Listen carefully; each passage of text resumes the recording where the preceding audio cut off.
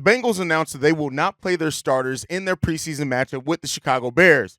Why is that a unique opportunity for Bears to use this game for a tune-up? We're going to talk a little bit about that.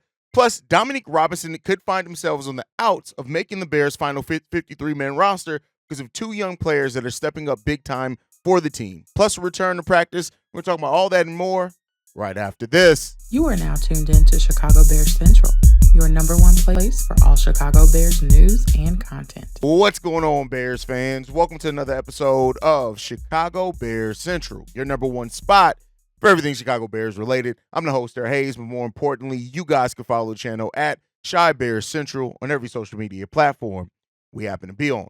With that being said, let's go ahead and get into this content for today, y'all. So I want to start off with we had a return to practice. Nate Davis returned to practice today, and Matt Eberflus described his injury as a sprain. He last practiced since August 4th. He's been out of practice for over a week, and it seems like he's now back. And, you know, it is what it is. It's good to see him back in action, I'm sure. And this is speculative on my point. This is not me reporting on anything.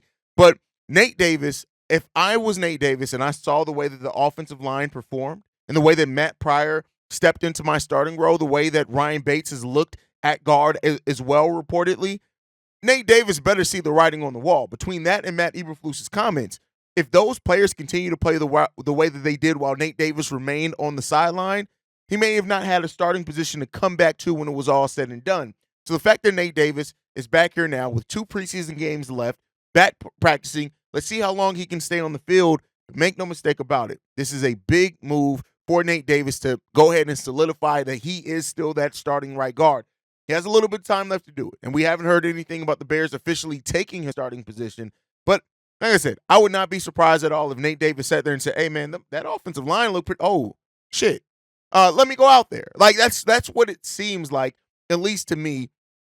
And at the end of the day, like I've said multiple times, Nate Davis still offers the best situation for the Chicago Bears as of right now at the starting right guard position if he's going to be healthy.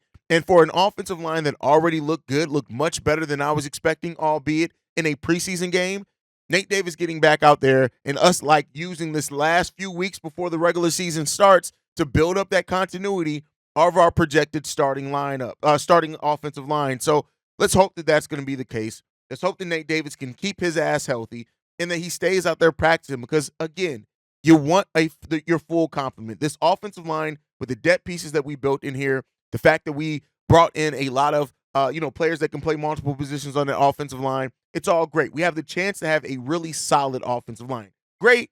I haven't seen enough for me to be able to say they can be great or anything above good right now, but like I said, they already surprised me in one preseason game. Let's see what they can do with further snaps. So, really good. You know, now he joins back to Braxton Jones, Tevin Jenkins, Coleman Shelton as that center, Darnell Wright as the tackle. And with Ryan Bates still out right now, Nate Davis has a chance to create some separation for himself to be that starter that the Chicago Bears do need. So, he was out there on 11 on 11s. It is what it is. The Bears have 3 practices this week. And let's see if Nate Davis can make his preseason debut in this upcoming preseason game. And if he can stay an active participant for the full week for the first time in forever. Can we get that from Nate Davis? Let's see. I know a lot of Bears fans have kind of written off and given up on Nate Davis. And I can't knock y'all at all for feeling that way. I want to be clear there. I have no knocks or anything to say that when it comes down to Bears fans feeling that way. But this is his opportunity to show what he can bring to that offensive line. An offensive line that can use as much talent as possible. And let's hope that Nate Davis can bring that. And so, yeah, see how you guys feel about it. We'll see if Nate Davis plays in this upcoming preseason game on Saturday as well. One thing that we do know who won't be playing in this upcoming preseason game is the Cincinnati Bengals starters. They've already announced that he does not, the coach, he does not anticipate the starters playing in this upcoming game. And so they kind of focus more towards when they play Indianapolis next week. And so it seems like for the week 3, the Chicago Bears will not be facing off against the starters for the Cincinnati Bengals. And while I want to see the Bears against the best competition possible, make no mistake about it, I want to see that. This offers another chance for the Bears to use it as a tune-up, right? They're going to have competitive practices against the Bengals this week. But also I want to see who else steps up, right? This is your opportunity now for the Bears to play Caleb Williams, maybe another possession or two, right? To get 2 or more drives out there. But then you want to continue? Does Ian Willer continue to look good, right? How does Tyler Scott look? We haven't really seen much from him in preseason. To continue to see the other players that are trying to make this team and what we have in them, it offers a unique situation for the Bears to do that.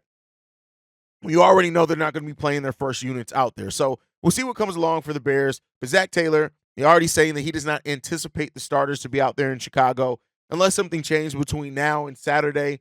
That's what you can expect. Now, if you're like me, I want to see it. But again, do you want to risk injury? Do you want to risk anything like that? We're gearing up to the regular season. We're getting closer and closer to kickoff weekend, and that is what a lot of teams are going to be focusing on. But again, we'll see what Caleb Williams has done. They've said they want to get him between 40 and 55 snaps, and so we'll see what happens when it goes. So he got 18 snaps in Saturday. So right there, we're almost at half of what Matt Eberflus already wants to play Caleb Williams this preseason. You're probably going to see a similar amount of snaps in this next game. And let that be what it's going to be, man. I mean, at the end of the day, it comes down to, you got to ebb and flow. And so the Bears, we'll see how they counteract. Do we see very much of the Bears starters? Let me ask you, what do you guys think? Do you think we see very much of the Bears starters? Do you think it's select starters against the Cincinnati Bengals on Saturday? Or do you think it could be something where we go ahead and play our starters our predicted amount of time, then we let things come where they may after that? Let me know what you guys think on that down below. But as far as that preseason game, and now that people have had time to break it down, think about it, it seems like most people have taken the preseason debut of Caleb Williams to be very promising for the young quarterback. We've gotten a lot of responses from his teammates, Romo Dunze saying, man, woo. I'm not going to lie now, that boy's special. He's special. I thought he was very calm, cool, and collected back there. He was poised, made plays with his feet, made plays, of course, with his tremendous arm talent. DJ Moore said, he's second to none. DeAndre Swift said that's natural, God-given ability that he has. It really seems like this was something that the football world was waiting on. He's the number one pick to a franchise that has not had a franchise quarterback in their entire history, that has not had somebody who's thrown for over 4,000 yards, that has not had people that have done that. And so because of that, it already is getting a little bit extra amount of attention on it than what it would for anybody else. But when you look at it, when it comes down to it, Caleb Williams handled himself about as well as you could in the time that he was given. Everything's not going to be perfect, and I've been saying that for a long time. Caleb Williams is going to go through some normal rookie things, and some Bears fans don't like it when I say that he's going to have the normal ups and downs that you can expect from rookie quarterbacks. But the thing is, how well does he learn from that is going to be the thing that makes the most sense from it. And so overall, we're getting very confidence vibes from Caleb Williams, and that's what you want from your quarterback as well. He's going to have to put in that work, and we'll see what happens with it as well. Caleb Williams was actually asked about the Chicago Bears offense by Stacey Dales, and she asked this: what are the Bears fans going to get? Give us a little sneak peek. Caleb said this: we're going to be explosive, and that doesn't mean the explosives are drop back 50-yard bombs. There are going to be a few of those, but explosive-wise, whether it's screen game, run game, quick game, getting the ball in our guys' hands and letting them work and run down the sideline. DJ, Rome, Keenan, creating separation. We've got guys, DeAndre, Cole, Gerald, Big Dog, Mercedes. We have guys to do it, but it doesn't mean we're going to throw 70-yard bombs every single play. Stacey then asked this: are you like a kid in the candy store in this offense? A kid in the candy store for sure. It's fun. It's really fun to be able to have these types of people and then these types of people and players out there with me, throwing the ball to them and making me better. That is what you want to hear from your rookie quarterback, is that he's so excited by what this offense can be that he's like a kid in a candy store, and he recognizes that they're helping to make him better. That is what Ryan Poles did here, and I get it. A lot of Bears fans take that and say, well, they did Justin dirty. They didn't give Justin these weapons. They didn't do this, and I'm not saying you're wrong. But where we are right now is that Caleb Williams is the starting quarterback for the Chicago Bears. And because of that, you want him to be in the best situation possible, and that is what Ryan Poles has tried to create here. Yes, we got questions on the offensive line. Yes, I was surprised about them in the first preseason game, but overall, we got work to do. And you want your players to have fun. Having fun is something that's underrated when it comes to professional sports. Yeah, it's a business. Yeah, you're getting paid to do so, but when you're going out there and having fun with your teammates, when you are that kid in the candy store and you show up every day excited about the weapons and the players that you get to work with, that brings a different level of expectation with you. That brings a different level of execution out there as a team. And that is what the Chicago Bears are trying to build here with Caleb Williams. So while the football world is looking at Caleb Williams, analyzing his game, things like that, it comes down to this. Hey, the Bears are trying to build something meaningful here. And that feels different for us as Chicago Bears fans because we haven't had something like this. We haven't had an architect for quite a while. We've had talent. We've had talented teams. We've had damn good teams and fun teams to watch in the last 20 years. Make no mistake about it. It hasn't all been in the toilet like we try to paint it or like it feels like sometimes. But we haven't had something where it feels like we're actually building a foundation of something that can be sustainable, that we can continue to build upon as things go on. And so the excitement around Caleb, the excitement around this new offense, the excitement around this team, because while Caleb Williams was asked about the offense, let's not overlook what this defense is going to bring for the Chicago Bears next season as well. This is a defense that is going to get after it, both in the pass game, in the run game. This is a defense that has pride. This is a defense that has execution. This is a defense that got dogs at every single level for once. We got dogs on that offensive line. Still need some, on the defensive line, we still need some work there. We definitely got dogs in the linebacking core. We got dogs in the secondary. We got dogs coming behind them off the bench. Man, this is a good time. But don't let the excitement fool you. We still got to put it on wax on the football field. And that's where the Bears have been missing it for several years. We've getting excited every single offseason. And that's good. That's what you want to be and where you want to be with your team. But this got to be a season where we start seeing that come into fruition again, to where we're starting to knock some heads in, especially in this NFC North.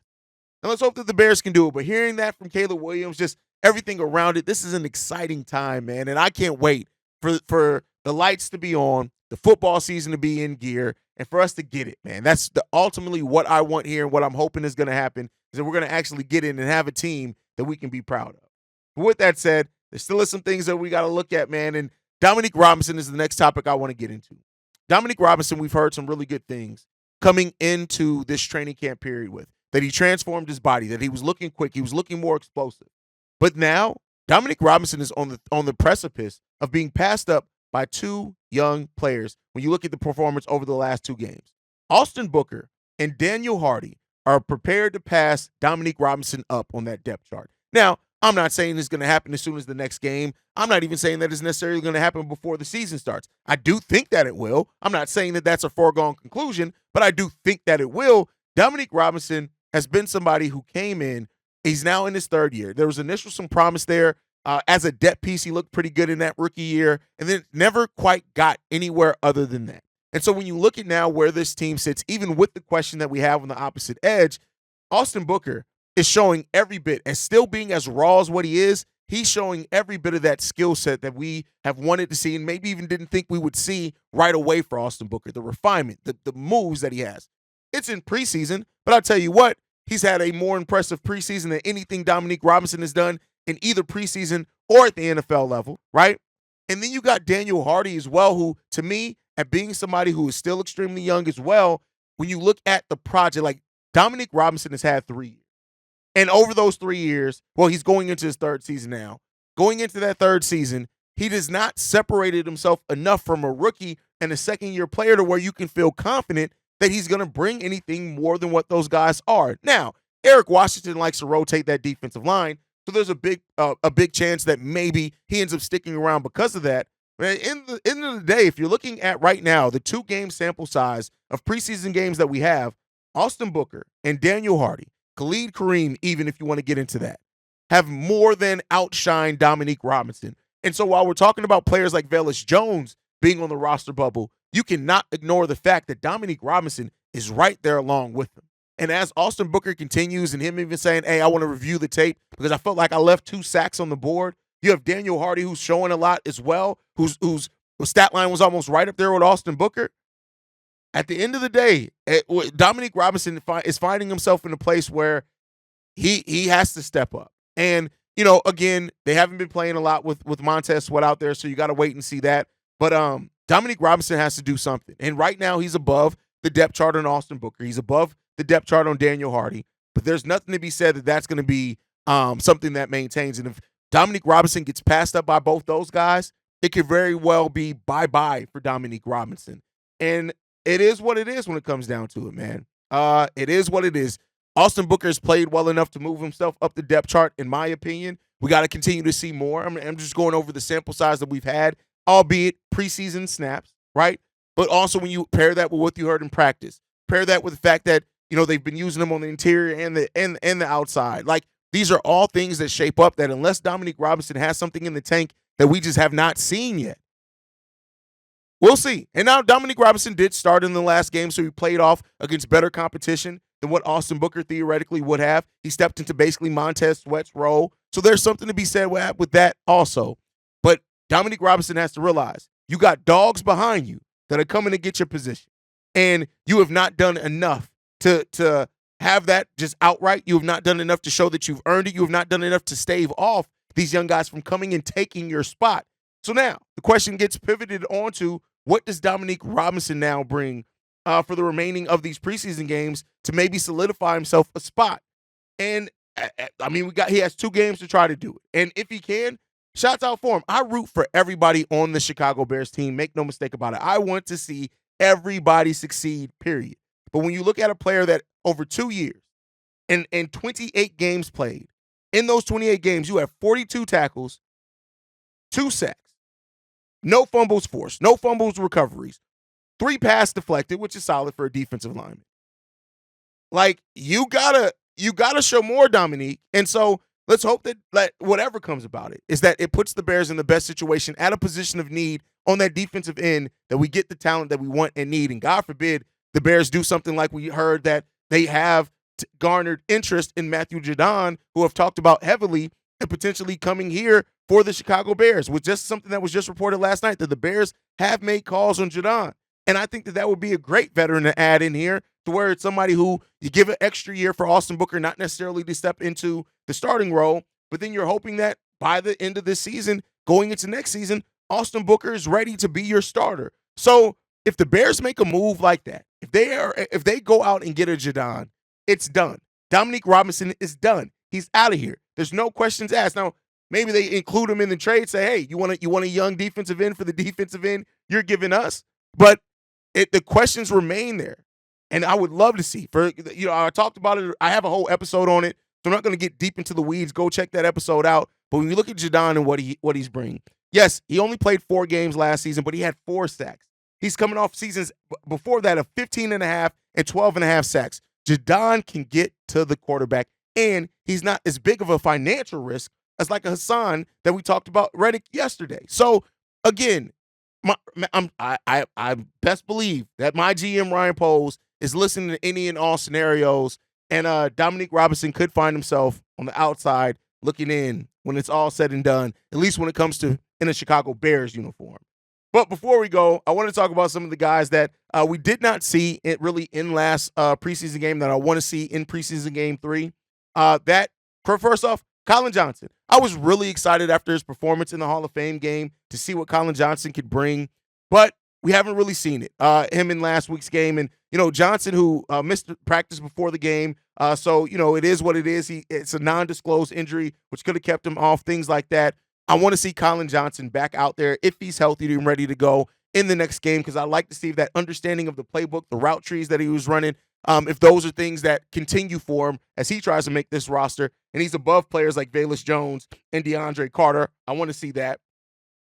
Didn't see Roschon Johnson. Roschon's a player that we've talked a lot about the potential of what he brings as far as a difference of skill set from what the other running backs that we have on this. He's big. He can attack the middle of that defense, as well as being a really good pass blocker. But at the end of the day, like when you look at it, I got to say this. Roschon Johnson's career so far, the 1 year with the Bears, it's shown some promise, but it hasn't been a lot of realization of the promise that Roschon Johnson could have.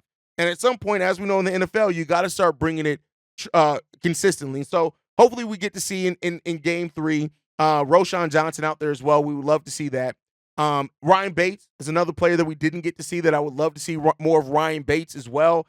Kind of see what he brings as that, now that we have Nate Davis back, to really see what that center rotation is going to look like with Coleman Shelton and Ryan Bates both getting snaps at that center position, to just kind of show how solidified we really are at that position.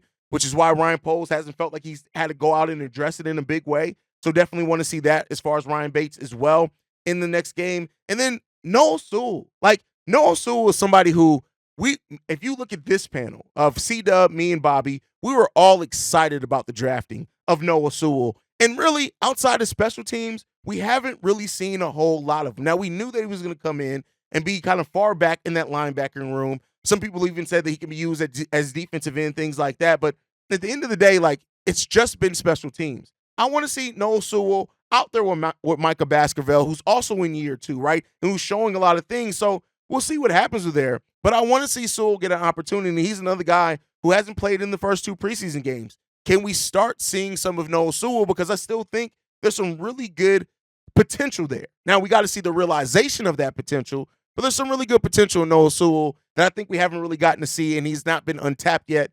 And I'd like to see over the next 2 preseason games, if he's healthy, if we can start getting into that as well.